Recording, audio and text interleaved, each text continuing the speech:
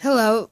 It's Misty Creepypasta, and I'm here with the story. It's To Live Without Fear by Jay Creeps, or Jeeps. I can't pronounce his name, sorry.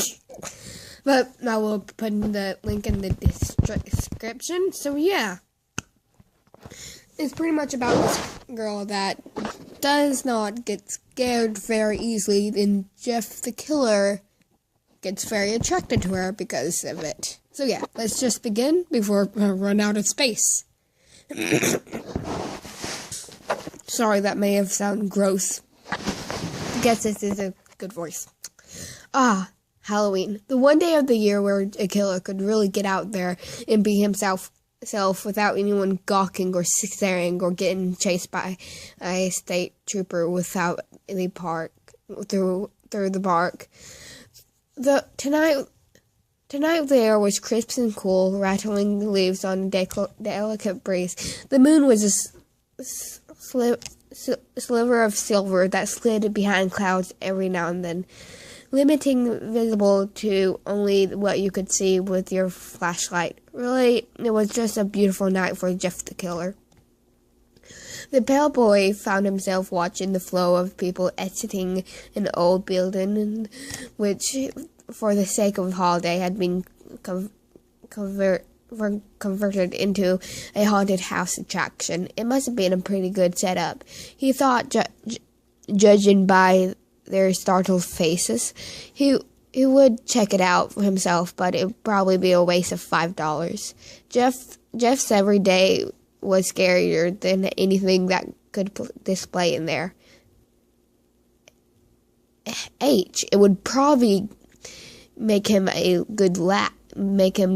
give a good laugh.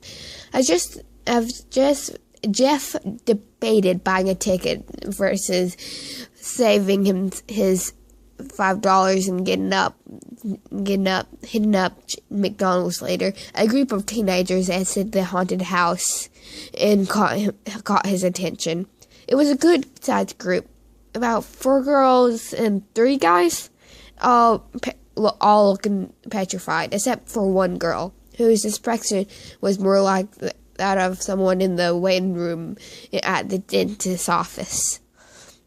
She wasn't wearing a costume, and 3 of her companions was clinging to her like a pillar of safety, including one of the boys. Dave snickered at bed at the side. Oh, that was so scary, one of the girls clinging onto the board-looking one said in a ditzy, silly voice. It was all right. The screaming was overdone, and the blood was way too watery, replied the bored one at the shrug of her shoulders. Not to mention blood doesn't spray out like a effing old faithful. Seriously. Oh, come on, Alex. You were a little bit scared. Admit it. He's another girl who chewed loudly on her gum and dressed as some stripper version of Raggedy Ann doll. Alex looked at her head and simple as her friends continued to tease her about incidents that omitted her fear. They passed by Jeff. It was pretty obvious to him she genuinely wasn't frightened at all, not even shaken. The killer ghastly grin widened as he watched the back of Alice's head shrink into the distance. All right, though.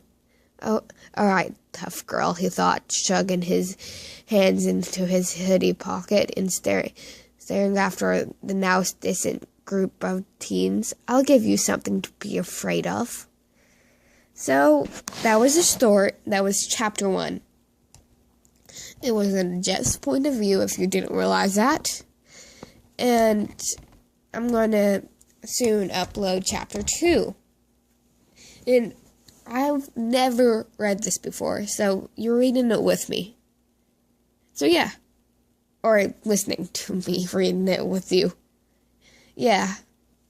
And sorry if there's some meowing, licking in the background because I have a cat and a dog. So